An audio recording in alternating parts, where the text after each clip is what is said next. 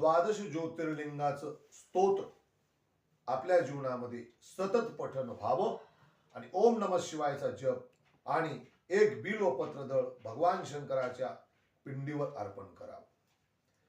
सौराष्ट्रे सोमनाथंच श्रीशैले मल्लिकार्जुनम उज्जयिन्यां महाकाल ओंकारममलेश्वरम परल्यां वैद्यनाथंच डाकिन्यां भीमशंकरम सेतुबंधे तु रामेशं नागेशं दारुकावणे वाराणस्यां तु विश्वेशं त्र्यंबकं गौतमी तटे हिमालये तु केदारं वृष्णेशं तु शिवालये एतानि ज्योतिर्लिंगानि